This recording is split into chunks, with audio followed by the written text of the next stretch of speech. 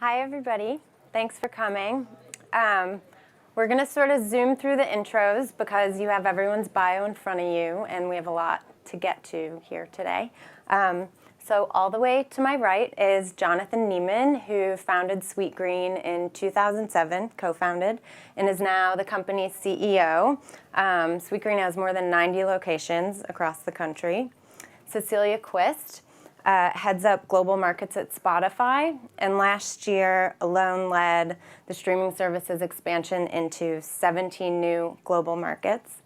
Jen Rubio is the co-founder of Away, which reignited the luggage category with its direct-to-consumer wheelie suitcases, which I imagine some of you probably wheeled through LAX to be here. Tina Sharkey is the co-founder of Brandless, which sells affordable household goods with minimal branding directly to consumers online.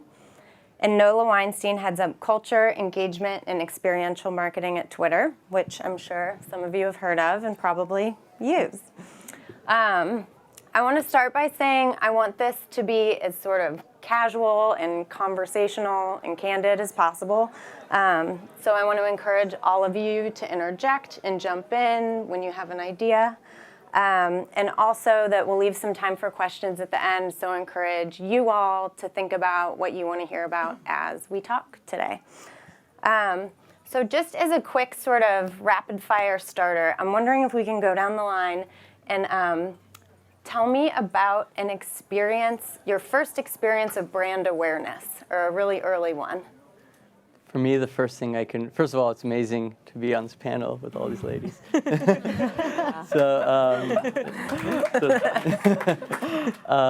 My first experience that I can remember was definitely Nike. As a young boy, basketball fan growing up, remember just like having a pair of Jordans was like, it really like told the story of a brand for me, and I think it continues to, the way Nike's continue to tell stories around a brand. But Nike and Jordan was the first thing for me. Oh, I would say Levi's. When you were a small kid, you want to grow up, you want to belong, you want to be cool. So a pair of Levi's jeans was kind of that validation and that ticket into that coolness. So I remember when I came home to my mom and dad said, I wanted to have that pair of Levi's jeans, and they were like, what? No, you can't get that. But eventually I got them, and I remember I felt very, cool in them. Yeah, Jordans, Levi's. Jen? Yeah. So when I was 8 or 9 years old, I got suspended from school for selling stickers on the playground. I had like a sticker black market for all the collectors. And I remember my mom came back from like the craft store with like a sheet of like unicorn stickers. And I said to her, I'm like, Mom, these aren't Lisa Frank. They're not worth as much. So I think I had like an understanding of how brand made things worth more money back then. Uh-huh. I remember, I don't think I could have been more than 2 or 3, but I was obsessed with Sesame Street, and I wrote them to see if I can go and like visit Mr. Hooper's store and Big Bird and all of that. And they wrote me back, but the postcard that Big Bird sent, it was really long. And I remember telling my mom, like, it's so cool they were able to find a postcard that fit Big Bird. And he was like, I'm so sorry that, you can't come on the show, but we're so happy to have you be part of the Sesame Street family. And that really like touched me. And years later, I ended up having the privilege to actually take Sesame Street onto the open web. And I was still like looking for Mr. Hooper and Big Bird, because it was like the first thing I remember of wanting to be a part of. Amazing. Nola? I think for me it was Barbie. There were lots of dolls you could have. My grandfather had a toy store in Brooklyn, and my job was to man the Barbie aisle. And very early on in my life, I became aware of not just brand, but what it meant to have representation in an aisle, so the toy and the brand. Great. So we're talking about building consumer relationships with brands, which clearly all of you have had since early on. And one of the premises in the session's description that I wonder if we can sort of kick the tires on a little is that consumers are avoiding labels increasingly. And some research shows that to be true, that younger consumers are less loyal than their parents were. But you all represent relatively new brands that are capturing new consumers. And it strikes me that it seems like we almost ask more of our brands today, that they represent more than just the products that they sell, and even something about our ideals or our identities.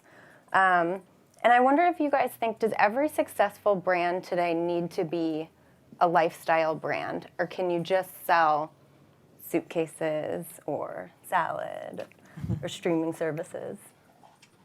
Yeah, I'll jump in. Yeah. So I've been here for a little over 24 hours, and I think every time I start to be like, I started Away, it's a travel brand. People are like, what? I'm like, the luggage. And they're like, oh, okay. So 3 years in, we are known as the brand that sells luggage, and I'm happy to be known as that. We've sold over 1 million in the last 3 years, and it's like, it's obvious why we're known as that. But I think when we think about being a scalable company and a company that is going to last for decades, that being the luggage brand is going to run out pretty quickly. And I don't want to speak for John, but it's like you don't always want to be the salad company. And I think a big part of what our consumers really like about us and why they were drawn to us in the beginning is because we stood for much more than that. So from the beginning, even though we only sold one product, we literally had 4 SKUs. And people knew us as the brand that existed to make travel more seamless, more enjoyable. We were always a brand about storytelling. And I think we always had the intention of going really narrow with the product to nail it and to gain consumer trust, but we always went really wide with the brand, and that's what's allowed us to kind of keep building on the story as we have over the last 3 years. And so how much of the product development in the early days of your company was really brand development? I mean, so much of it went hand in hand. If you think about we started working on it in 2015. So much of it, like everything we do is story and customer led. So even developing the product, we spoke to over 800 people about how they travel, what their pain points are. I was one of those people. Yeah, you were. Very, very early on. And so we focused a lot on the product, but on the other hand, we were like, what is the brand we want to build around this? If we pulled out the luggage from this story, what would be left? What still exists? So I think the product is something we lean on when we want to quickly explain what we do and what we sell, but that's not why people are buying it. Mm-hmm.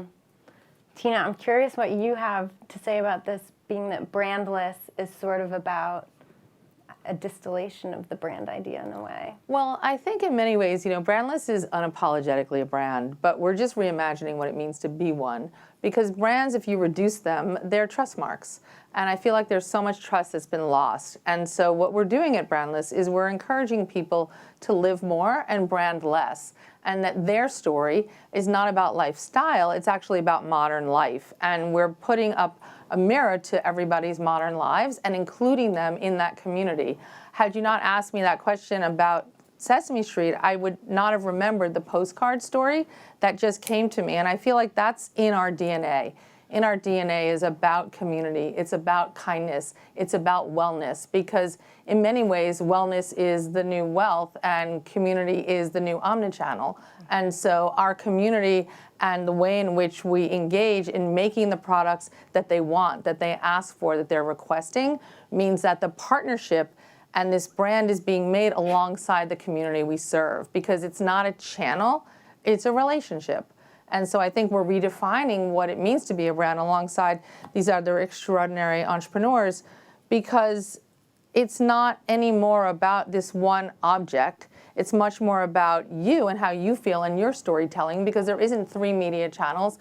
There's 1 billion media channels, and they're all networks of one that communicate to the community they share with. And so the content that our community creates about the products or their lives go back into the brand DNA. So if it's sustainability, it goes back into the DNA. If it's having babies and wanting earth-friendly diapers for your babies and we make them for you, we then write them right back to you, and then it goes back into the DNA. If it's clean beauty, it goes back into the DNA. So the sustainability, the wellness, and the way in which we co-create alongside that community is what defines Brandless, because it's that living more and modern life as opposed to some fictitious thing that an agency made up. And when you say the content that they're creating, you mean literally if somebody puts on Instagram something about one of your recipes, products. life hacks. Our beauty bloggers will write in and say, we love using your moringa powders in our morning smoothies, and someone else will say, we're actually cooking with that. And then they'll share the recipe and we'll share it back. And so ways in which they're camping for the weekend, how they're thinking about meditation, ways in which to set intentions with their community, ways to scale kindness, and ways to live a life that isn't about stuff, but is about real people and real connection and authenticity. John, I don't want you to be shy because you're the only man up here. You're part of the family. You're part of the family. So at Sweetgreen, we always thought we were much more than a salad company. We started with this idea that people don't buy what you do, they buy why you do it. And so it was really about this greater approach to how we do things and why we do it. So at Sweetgreen, our mission is to build healthier communities by connecting people to real food. So the core of our brand is our mission. It's this very, very large problem that we're trying to solve. And we kind of think of ourselves as a healthcare company as much as we do as a consumer brand. So we're a healthcare company with this, like, the Trojan horse is this consumer brand on the outside that feels cool, but really we're solving one of the world's biggest problems, which is the fact that the food that people are eating is killing them. And 40% of adults in the U.S. are obese, and a third of kids are obese, and 40% of people in the U.S. eat fast food every single day. So our brand at its core is the mission, and then beyond that, it's how we do things. It's our approach. So for us, it's our food ethos, which is about transparent food that is sustainably sourced. We'll tell you exactly where everything comes from at every given moment, from farmers that we know and vet very carefully. We make our food from scratch in our stores every single day. And then we make it fun and affordable and cool and invest in the experience. But what we realize is, and entrepreneurs come to me all the time, they're like, you guys have this awesome brand. What agency did you use? And I'm like, the agency is not going to figure out your brand. Your brand is not your logo. Your brand is how you do everything. It's how you show up every day, and it's how you treat your employees, your customers, how you build, whether it's your restaurants, how you design your products. It's all of those little tiny decisions that people may not pay attention to every single one, but the collection of all of them creates this energy and this feeling. And that's what your brand is. You guys have, all of you, touched in some way or another on communities. And I'm curious today, what is community just a new word for customers? Like, is this marketing speak for customers or consumers? And Nola, maybe, Yeah. I'm curious what you have to say about this. Sure. Before I get to that, just what Jonathan just said, Yeah, please. your logo is not your brand. For us at Twitter, we had a platform and a product with a highly recognizable logo before we had any brand identity. We just hit our 13th birthday. It took 10 years for us to hire our first CMO, who really came in and transformed the brand. And the brand isn't just about, yes, it's Twitter or the platform, but it's what's happening, what people are talking about right now. And she infused it with color, with characteristics, and with an energy unto itself. But only now, 13 years later, have we come to our purpose. So I think it's fascinating to hear of brands that started as a brand before it became a product, and then we sort of came up as the reverse. As far as community goes, I think the difference now, yes, customers have always existed, but now platforms enable a dialogue. And community is driven by connection. Connection happens when you speak, when you see each other, when you're human. And to me, that's been the biggest transformation we've seen. And what's the first thing, if a brand comes to you and says, we want to create a community on Twitter, what do you tell them? I think the first thing, authenticity matters. You need to stay true to who you are. What's fascinating to me, if you look at the past 5 years, we've seen a 300% increase in brands leveraging purpose-driven work. Purpose-driven ads, purpose-driven campaigns, purpose-driven products, missions, et cetera. And you see people who are all hustling to come up with a purpose that matches the cause celeb, which is the absolute wrong way to do it. Your purpose and mission should be driven by what you can actually achieve, what you can do something about, where you're credible and real and authentic. So if you're, for example, a CPG brand, it's okay for you to focus on sustainability and build a community that is connected by that conversation. If you're building a travel brand, right, how do you make travel more accessible? How do you connect around aspirational and attainable lifestyles? Those are authentic conversations that matter deeply to your communities. And I would say that is key. Don't jump into every conversation. Don't try to be all things to all people. Stay true to who you are, stay true to your purpose, and the community will follow. Is there anybody that you think is really killing it brand-wise on Twitter especially? I think everyone up here has done a really good job. Yeah. Wendy's has been just, I'm sure you've all seen it. We ourselves shifted from being pretty serious in our own tone to much more conversational. If our purpose is to serve the public conversation, Twitter itself needs to have a conversation. And we were very bogged down by the heaviness of all things happening in the world. You don't want to be silly and light and participate in memes when there's a hurricane or an earthquake or a war happening somewhere in the world. And so the shift to conversing really transformed how we engage and how brands engage on platform. I think Airbnb has done a tremendous job of staying true to who they are and cultivating community.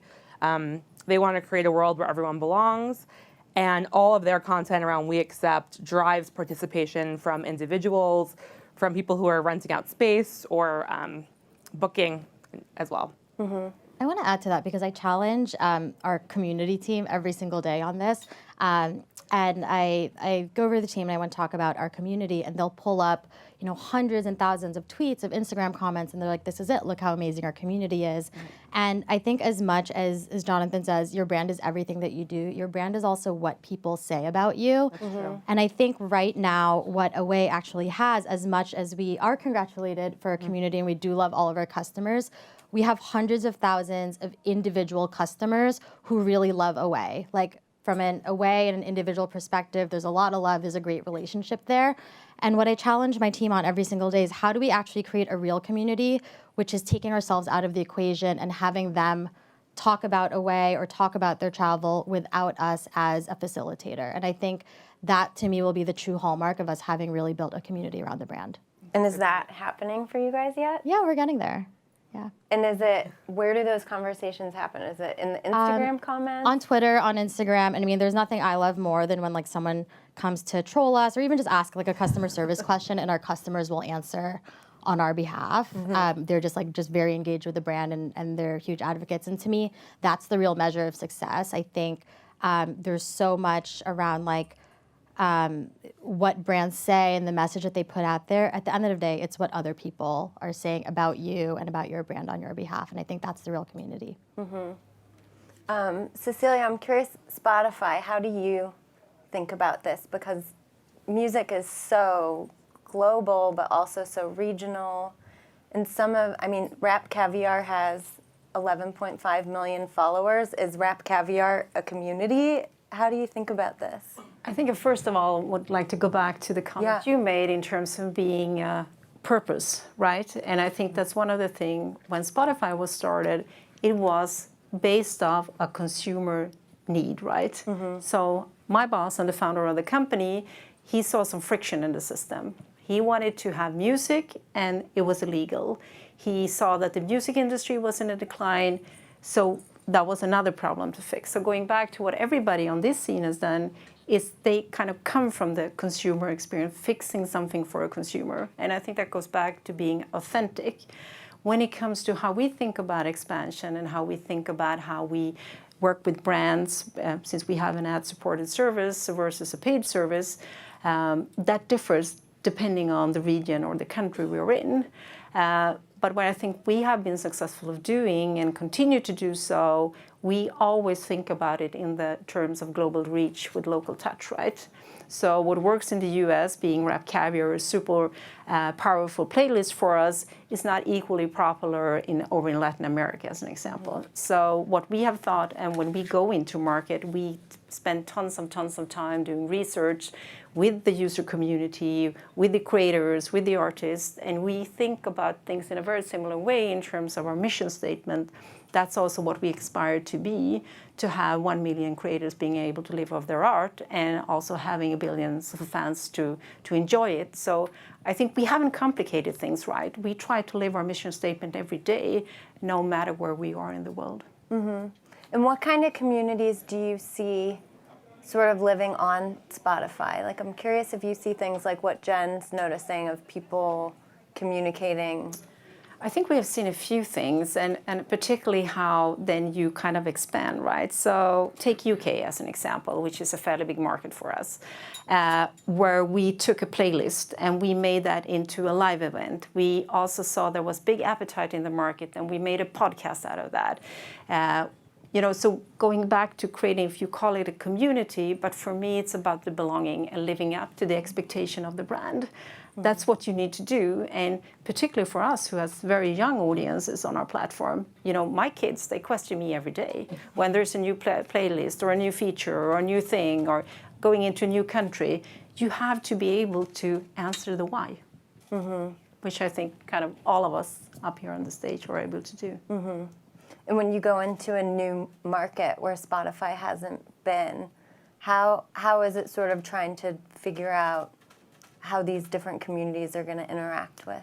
So we spend a lot of time trying to understand the narrative in the market. So as you know, when doing new markets, that's nothing you just do overnight, right? But what we always do is that we hire local people on the ground because they know the communities, they know the ecosystem, they know the do's and don'ts. I cannot sit in New York and say what will work in São Paulo. I don't think is being true to culture and being true to your brand. So even though our brand narrative is the same across the globe, that may translate in different ways depending on where we are. Japan, good example of karaoke features being super popular. You wouldn't be a good consumer brand if you didn't have that, versus it doesn't matter in other countries equally as much. I think we would like a karaoke feature here. You would? Okay. Let's see what I can do. I'm curious, as we're talking about communities, where social media influencers or influencers within your own communities fit into this? Can I say I'm over influencers? Yeah. Tell us more. I just paying people to post stuff about you it just doesn't seem like the right thing to do. Create a product that people want to enjoy and post about it if they post about it. But there's been articles coming out recently, and maybe I shouldn't be saying this stuff. There's been articles coming out recently about the backlash on avocado toast and designing for Instagram. I think it's gone too far. Let's stop designing places so people can take pictures, because like the cancer of today is the phone, and it enables so much, but let's use it for what it's good for and not for getting into every part of our life. And so influences should happen naturally. Like if you have a beautiful space people want to take pictures in, great. If you create great experiences that people take pictures, but it just has gotten so far, in my opinion, of people designing for Instagram, and look at the society that it's creating. And so you're back to the authentic of the brand. Do great authentic things, and let it speak for let that speak for itself. I have a business partner who's not super. Influencers weren't her thing in the beginning, and I remember when we were launching, she was like, "We should do something with influencers," and I was like, "Let's do this a little differently," because I don't believe in paying people to post. Fast forward 3 years, we've had, thousands of influencers post about us, but we've still never paid for them to post, and I'll get to that. But you were actually part of this, so we decided when we launched that our way to create content and generate stories was to actually write a book of travel stories with 40 people who we considered influencers but weren't influencers because of their social media presence, not because of their followers, but there are people who are tastemakers in their own communities. And Jonathan and his co-founders were a part of that. We had magazine editors, we had just people from all different verticals who were well respected. And we made that book, and I remember that's actually how we launched. We did a feature in Vogue with the book. We talked a little bit about the suitcase, but that's how we launched as a travel brand, by taking people who we thought were influential and who we thought were tastemakers and asking them to tell their stories. And I think that really set the bar for us as a company of how we want to engage with the people that we think our influencers. So it's not giving people the suitcase and asking them to post on Instagram, but it's how do we create a platform for people to tell their stories in a different way. And what that has done for us is that it's made it it's made it like a creative platform for a lot of people. So a lot of photographers, a lot of journalists, a lot of artists and writers will take the bag and maybe create a painting or actually go out and do their own photo shoots. And then for us to reward the creators, we will pay them for that content that they've like pitched to us. So we actually did an entire Times Square billboard based on user-generated content. Like, we found the content, we loved it. It was content that was created organically, and then we went back and compensated them just so, you know, they could continue with their craft. But none of that, I think the quality and the caliber of the posts that influencers post about us would just not be there if we were just messaging people and being like, hey, we'll give you, what's going right now, a few tens of thousands of dollars for a post. But it was authentic. Yeah, That's the beauty exactly. of it. Is I saw one of the Jenners posted at Coachella last week with McDonald's French fries. Yeah. We all know she doesn't eat that. Maybe But- at Coachella. Maybe, but like it was very clear. It said ad on it that she was paid for. Did that do anything for their brand? That they used an influencer and paid her probably $1 million to post like French fries? I think the key is the authenticity when like someone actually loves it, and then if you're going to pay them for it, that's fine. But when you're forcing people to, paying people to do things that is not inauthentic, I think over time it does not build your brand. But what I think is so interesting about these conversations is, like, you say, is it about the brand or is it about the lifestyle or the life? And I think what we're all saying in different ways is that it's actually about the conversation. It's about the conversation around how are you living your life? And if you're living your life as a photographer that's doing travel photojournalism, then that's how you're living your life. Let's celebrate that. If you're living your life and you're making decisions to eat healthy foods, like, what are you doing in your life that are other things in your life? At Brandless, if it's about raising a family or loving your pets or about the nutrition and wellness or caring about beauty and the way in which you feel beautiful, it's not about the product, it's about the experience. And that's just like if you're friends. When you're friends, as many of us are, it's like, oh my gosh, it's so good to see you. Like, you don't just say, like, what's your latest product? You really want to know what's going on in your life because it's an authentic conversation. And so I think that the reason why entrepreneurs are driving this maybe next generation of brands is because we're all real people that really care, and we're just having real conversations about the stuff we're passionate about, some of which, of course, is our products, but most of it is our intense curiosity about trying to do something new and different and trying to connect other people to unlock their passions and their interests and maybe be role models for that or be facilitators for something that's much more interesting than anything that we're ever going to sell. That's real life. And so I think that when people try and stage that, it just feels so staged and so stilted. But when it's real, it goes back into the narrative and people want to be part of those conversations. Mm-hmm. We think of it in terms of influential voices that drive culture and conversations. These aren't social media stars, these are human beings. All of you in this room are influencers. You sit in positions of power and influence over others. What you say, what you do is modeled and mimicked and inspires those around you. So we have a new team in my org called Culture and Community, and the group was really designed just to listen and understand how people are leveraging Twitter. So how many of you have heard of Black Twitter? Has anyone heard of Black Twitter? Sure. So yeah, Black Twitter is one of the most powerful constituencies and cohorts on Twitter. These aren't just people who are part of it because they're Black. They are driving culture, they are shifting the narrative and driving change far and wide. They helped make Black Panther into the movie that it was, drove Black Panther Challenge, a huge part of our audience, but we never had one-on-one conversations with the group. And recently we sat down, we had a dinner in New York and said, hey, how are we serving you? What can we do better? Where have we failed? What makes you happy? Where have you had wins? And the reason we've done this, Twitter itself, so many of our conventions were actually built by our users, not by us. So the hashtag itself, Chris Messina, who was a hacker in California, suggested using hashtags as a means of organizing topics and conversations. We didn't create it, he did.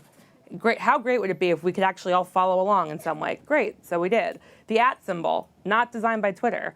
A man named Robert Anderson, who's now a designer for the Cash App, suggested it as a way to have a conversation on the platform instead of just broadcasting.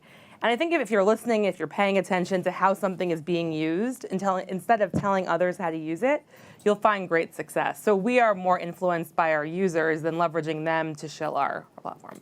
Mm-hmm. Well, it's interesting you're talking about your user sort of telling you how the product should be used. And I think a lot of companies, including probably the ones on stage, are using data also in the same way, that if your customers aren't literally telling you in an Instagram comment, they might be telling you by what they're buying or how they're creating playlists or downloading or eating. And I wonder if you guys can talk a little bit about that relationship and how much you're creating versus your customers or your community is creating your products. I think, yeah, but I think for us, it's both. It's not either or, right? So, as you say, we have our own playlist brands and so on, but we also have lots of playlists that others can share or other stories that they can share. And the more we learned about the behavior on the platform, we saw, okay, people are really interested in this type of genre, but they're also interested to learn more about this genre, which made us think, podcast seems to be a great thing for us to continue to evolve. But I think that going back to the personalization and the discovery, which we are all about, but going back to we will be nothing without our users. We are also a very, very user-centric service. So we think about our users as we are in a very serious relationship, right? And in any serious relationship, you need to listen. And so the feedback we get, similar to everybody here on stage, that's kind of how we take that on and improve and get better. Remember, I represent an industry that didn't exist 10 years ago, as many of the others here, right? So rights and wrongs, we are also in a learning phase, but we are on that learning journey together and going back with that interaction, both in terms of social channels, so user communities or whatever it may be. But I think what we are all saying in a very humble way, it's not either or, it's us together, right? That's how I think about it. Well, it's great sitting next to you here because we're actually very inspired by the way Spotify uses data to personalize the experience, and we've actually modeled a lot of our user experience based off of what you guys did. Adam, your old head of data, is a friend, and really was an inspiration for us. And when you think about a playlist, it's very similar to how you think about ingredients in a menu. And when today menus, you go and you have 12 things on a menu because that's how much space they have on a menu. But when you actually think about double clicking on each one of those things, it's one of, let's say, 120 ingredients. Those 120 ingredients can be made into millions and millions of different combinations. So why are we showing every single person the same menu? Why, if you don't eat chicken, are you seeing a menu with chicken on it? Or if you're one of those people that cilantro tastes like like soap, like why are you seeing things with cilantro? Or so how do we get to know you better and then personalize menus for you? And so that's how we use one of the major ways we plan on using and I've already started to use data on the consumer side. And what allows us to do that is that over 50% of our transactions are made via digital platform. Restaurants are still 98% offline, and we've been really pushing both our mobile app and other digital platforms for ordering, which gives us that direct connection to consumers. On the back end, we use data and machine learning a lot to just optimize our experience, and what we like to say is bring intimacy at scale to life. We have a very, very complex scratch cooking kitchen that requires a human to do a lot of things that a human probably isn't the best at doing, whether that's forecasting their sales, deploying their labor, ordering the food for that day, and deciding how much cold food to prep and how much hot food to make every 30 minutes to make sure the food is fresh. There's ways to do that with data. Data can power ways and tools, internal products for our teams. We call it our sweetgreen OS. It's like our Uber driver app on the inside that powers our kitchen so we can maintain our food quality at the scale that we operate in. So in the kitchen now, is that like a tool for the prep chef? Is it they're using this They have OS? apps. They have apps. There's an oven app. There's a cold prep app. There's a sales forecasting app. They're all connected.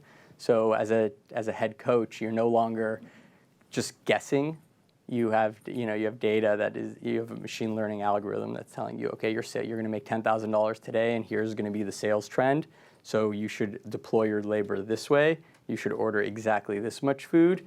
And the people who are making the food, the person who's both making the cold food and the hot food has an app. There's like an oven app that says, okay, it's 11:30, you need to make exactly this much chicken to last for the next 30 minutes, not just randomly make 2 pans of chicken.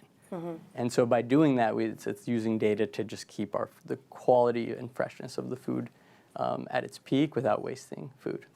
That's remarkable. Thank you. So, and can we talk a little, actually, since we're talking about technology powering Sweetgreen, the app, and how you sort of gather data from the app. And you mentioned a little bit about the menu being a little bit like a Spotify playlist, but how that already affects the customer experience. So a few weeks ago is actually the beginning of that. We've launched online-only menus. So you now online are able to get a lot of food that you can't get in stores. And if you think about walking into a store, a team member has to memorize everything in every menu, in every menu item. But on the app, we can make combinations that the team member doesn't have to memorize, because those items are made on our online ordering lines, which have digital screens. So by getting someone to order on the app, it puts what the team member has to make, and they just have to follow instructions. It says base of spinach with rice and chicken, etc. And so already, if you're ordering online, you're able to unlock a much larger menu, similar to when you're ordering e-commerce versus in-store. So that's one. Two, the key thing our app does is it reduces friction. So you're able to order, you find your nearest store, order, and show up and pick up your food within 3 minutes without even talking to anyone. So we process the transaction in the cloud. You walk up, your food's waiting on the shelf with your name on it. You grab it and you leave. And so we've been able to pretty much double our transactions.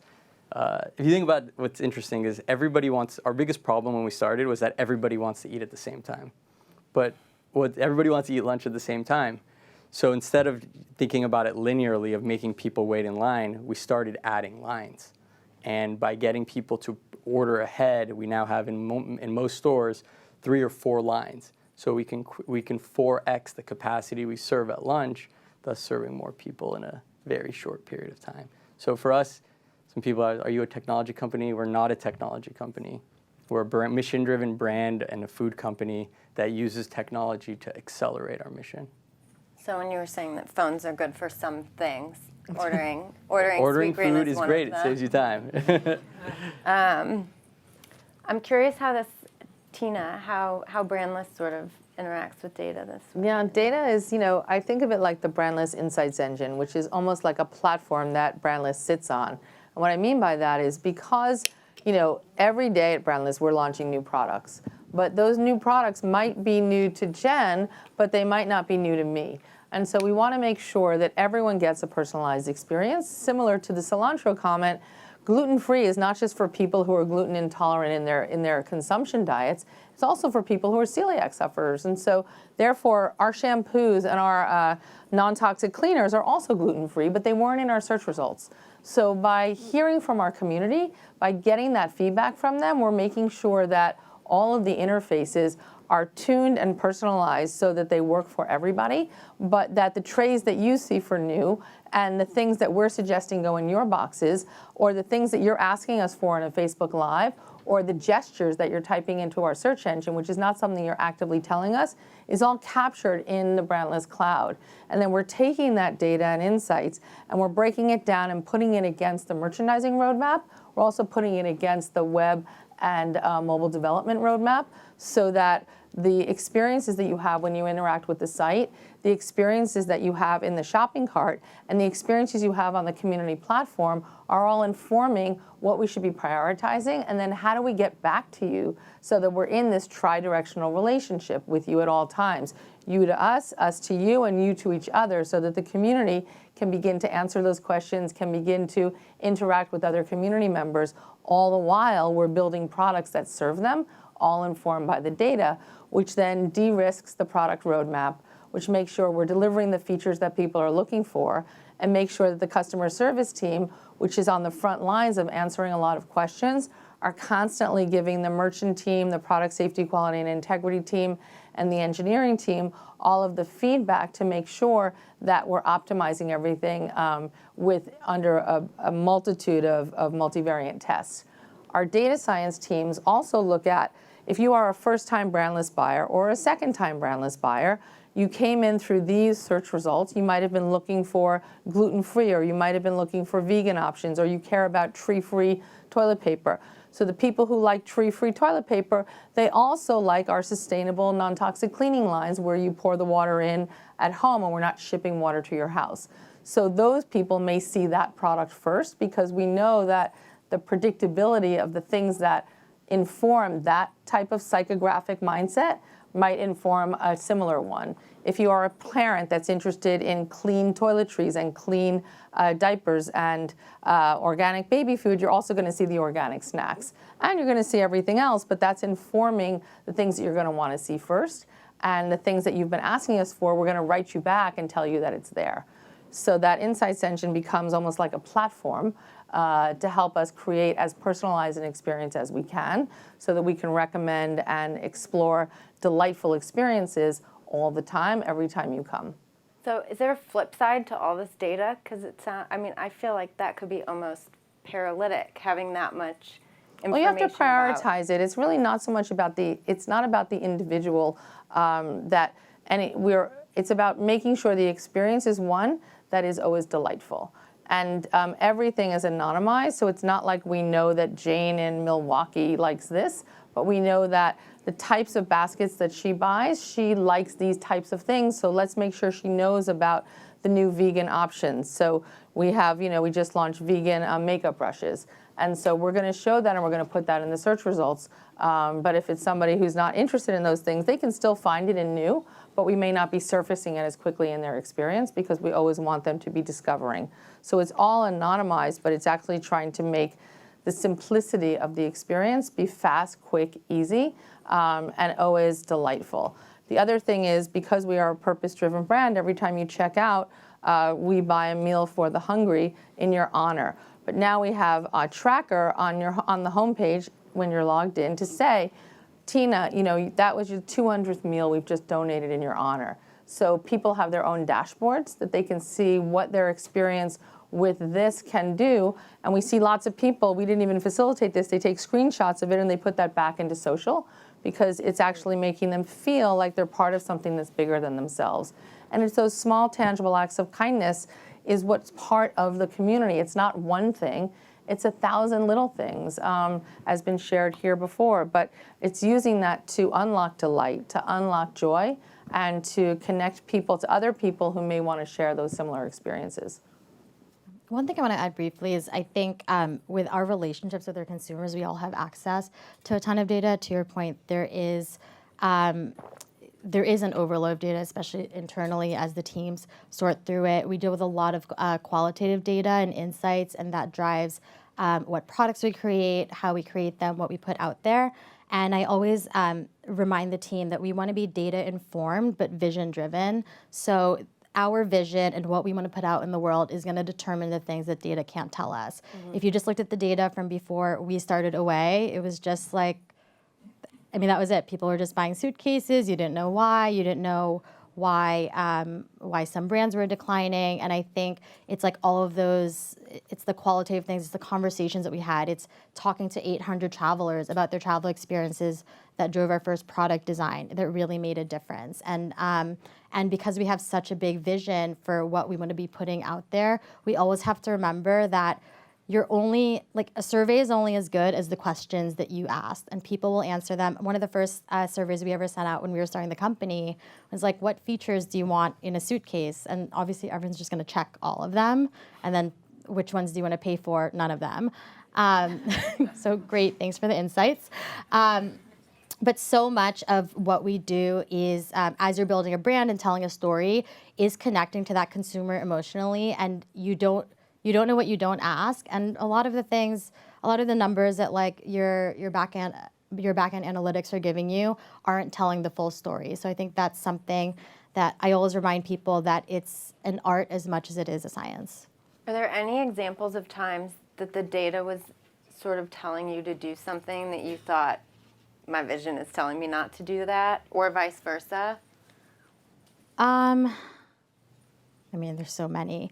I think for us, there's always it's always about remembering who you're asking. I think we survey one cohort of people, they're like, oh, we definitely want that feature, or we definitely want something to be this big, or this is something we're definitely looking for. And then like you tweak the cohort a little bit and it's a completely different answer. Exactly. So now we're doing things like that are very focused towards different segments of our community. And it's like, it's never, even if you have all the data, it's never one size fits all. Mm-hmm. And I think that I really want to echo. For us being present in 79 markets, one size doesn't fit all, right?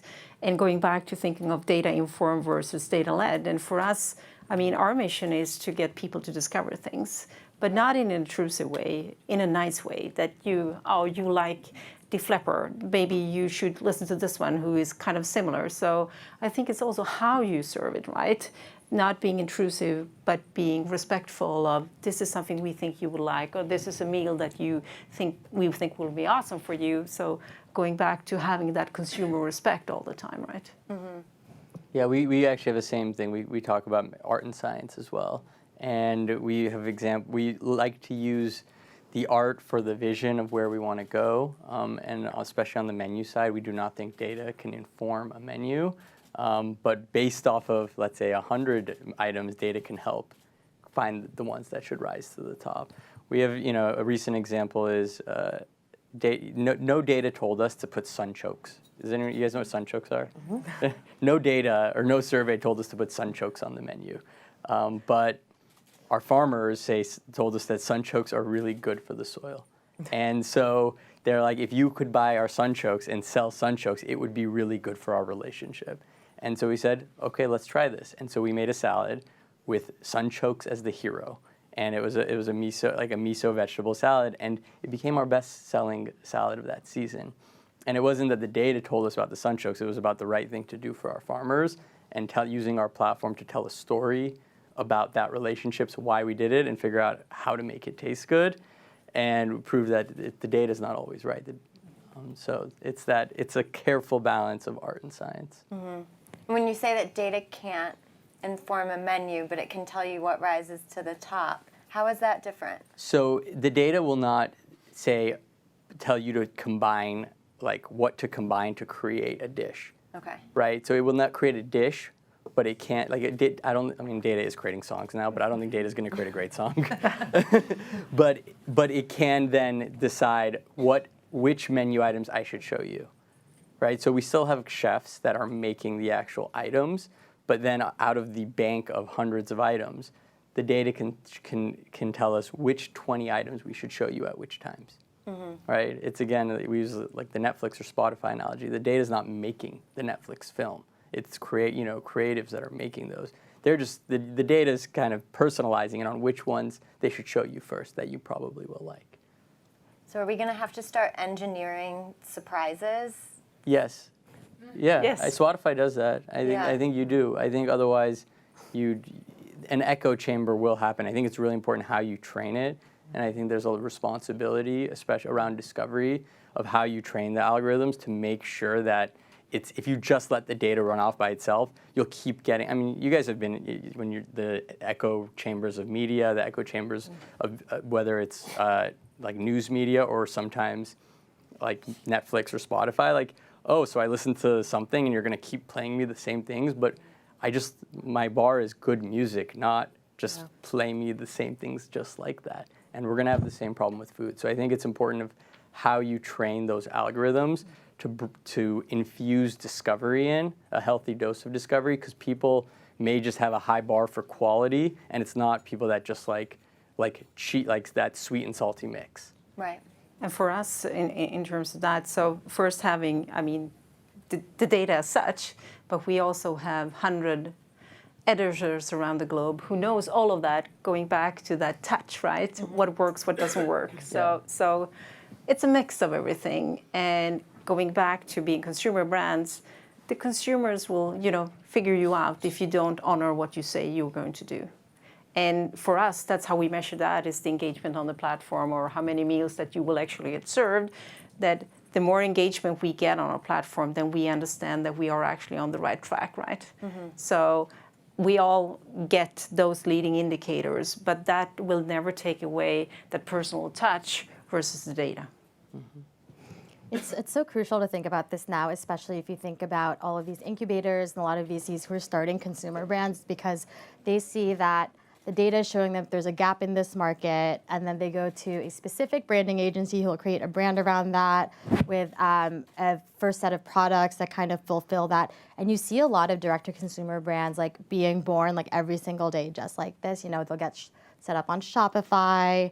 You know, they set up their brand. They like use the same photographers. They buy, you know, their first customers on Instagram and Facebook, and then you start to see sales kind of plateau. Maybe it's at 5 million, maybe it's at 10 million, maybe 20 million, but it just goes to show you that data doesn't.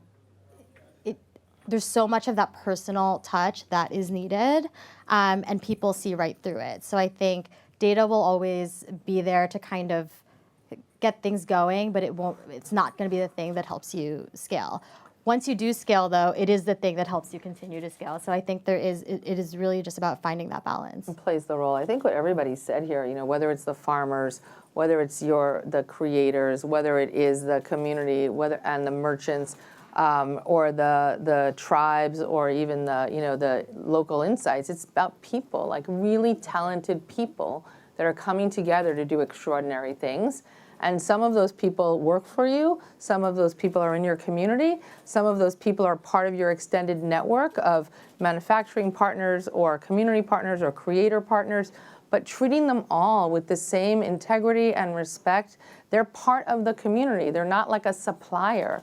They're the part of the community that makes up these modern brands. And I think that's unilaterally like the same for everybody, is that data can maybe help you optimize it or help you potentially prioritize. But if you're not listening to the people that are the musicologists or the journalists or the farmers or the travelers or the people, the parents or the pet parents or the beauty lovers who are passionate about what they're doing and working with the supplier community to just create these extraordinary experiences and then share them out with the love and integrity of the brand, like, it's not any one of those things. It's the alchemy of that makes it so beautiful. Yeah. I think we should open it up for questions because we're running short on time. So does anybody in the crowd, AJ in the back has a microphone.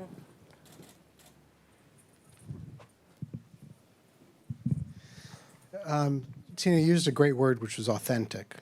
And, a couple of you have built all of you have built these incredible businesses. And Jonathan, you were talking about you can't just go out and outsource and go to an agency and get them to create what your brand is going to be.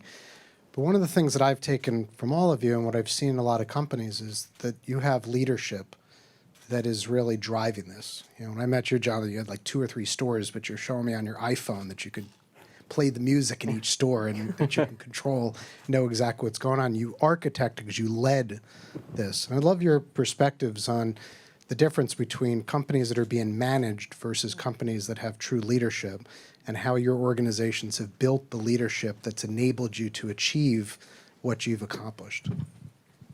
Maybe I can start because I have my boss. He is also the founder of the company, the CEO of the company, and the chairman of the company. For me, who's worked in many different industries, it's a different nerve, right? He's so passionate and he's so into everything we do. And also how he drives the culture and leads that in the same way as you think about it, right? Because he's so present there with his culture, with his values in terms of being that inclusive brand across the globe. So I do think it matters a lot what type of leadership you have. And also going back to being new industries, owning what you are actually making, right? So he often says, we want to be the IKEA of the world, right? So we will last for a long, long time, which also means something to the people you have in the company and how they think about the company and the decisions that they make. And so I think there is a lot to say on the leadership. I think it's very, very important, and I'm seeing that on an everyday basis. I think for us, what's really interesting, we have a CEO and founder who left the company and then returned. And I had the privilege of working for our previous CEO, Dick Costello, and now Jack Dorsey, who's back. And what's fascinating about him, he's a really pensive, thoughtful guy, but he's the consummate listener and learner. And sometimes you look at him and you're like, are you there? But he's just listening so deeply and intently. And if you watch that and you model it, it gives all of our colleagues, teams around the world, permission to listen and learn instead of rapid firing and testing. And one of the fascinating things, just going back to the question of data, it can be misinterpreted. So for Twitter, we had people who said 140 characters, sacred cow, right? You can't change it. 140, it is what it is. 140 was the character count because SMS text messaging allowed you to have 160. So you could have 140 and then 20 for your username. And that enabled people all over the world with limited bandwidth to actually tweet, right? So when Jack came back and there was discussion of expanding the count, our super fans or power users were very loud and vocal in opposition to this. We'll leave, you'll destroy it, it's poison, Twitter's over if you make the change. And they said, we're gonna test. We're gonna test with 10% of the individuals who get up to the character limit and then delete because they can't cut down their words, they're too verbose, and they don't do anything. And they made the change. And at the beginning, yes, there were very loud people in opposition, but eventually they were able to ensure that those who got to the limit, specifically in countries like Germany where more letters are required to share a thought, they were creating more, consuming more, and getting more active on the platform over time. Another example of that was recently we're making Twitter more conversational and thinking of ways to distill it down and not do things just because we've always done them. So we built a new prototype app that we launched a few weeks ago to the public with select users just to see what their behaviors are like. Not what they say, not what they complain about, not what they're asking for, but what will they do? If you give them a choice or an option, how will they behave? And the learnings in a very short amount of time have been transformative, and that was under Jack's leadership. I think we have another question over here. Hi, thank you for taking the question. Nola, I'm curious, you said that Twitter sat down with members of Black Twitter and had a conversation. Yeah. If you could just share a little bit more about, which users you reached out to, what the purpose of that conversation was, and how it went. I'd love to hear it. Of course, yeah, thank you for asking that. We recently hired an extraordinary woman named Goddess Rivera, and her charge is to really lead culture and community and to build relationships, human connection. And the first group we met with was in New York during Black History Month, and it was an intersectional group, all backgrounds, different ideologies, sexual orientation, different parts of the country, people with disabilities, all political leanings, and we brought them together and we shared what was actually going on, so it's not a game of telephone. Anything we were launching, what we were shipping, changes, because people hear things and they think it's going to affect them. I have influence, you're going to make this change, it will destroy my business, my brand. So they heard it direct and straight from our leadership who were there and present, and then had an opportunity just to share thoughts. And again, I think the question you're asking is one that we struggle with too, is how do you choose? Everyone's voice is valid and valuable, and so this was a first step. And one of the things we always do is ask people to bring someone who we don't know, who we should know. And then it continues and expands from there. We've done a lot with women's groups around women's rights. We've been doing programs called She Inspires Me and Here We Are at events and conferences around the world over time to bring extraordinary women together, to take conversations happening on platform and bring them to life in the real world. It's how Jen and I first met years back. And that's our goal. How do we manifest the conversations that matter on the platform, bring them to life in the real world, and ensure that what we hear shapes how we serve our communities and customers over time? I've been a couple of these different conferences, and what I noticed from some of the conferences that are a lot of like these power brokers to the difference here is I see there seems to be more emotional content. And I wonder, when we're looking at younger consumers, if as we hire people into the companies, do we consider their emotional Q, their EQ, as well as their IQ? Like they discuss about, in technological companies, how high was the SAT in math, for example. While that really helps in the digital platform, doesn't it also have an equal consideration, the level of emotional understanding of your community? And how does that play into this? Yeah, I would say it's a great question and a great insight because, first and foremost, when you're screening in scrappy startups, you want like the most skilled people to come together to do whatever it is you're asking them to do. And that's part of it, and that's part of the filter, and you want to have a diversified slate, and you want to have an inclusive workforce.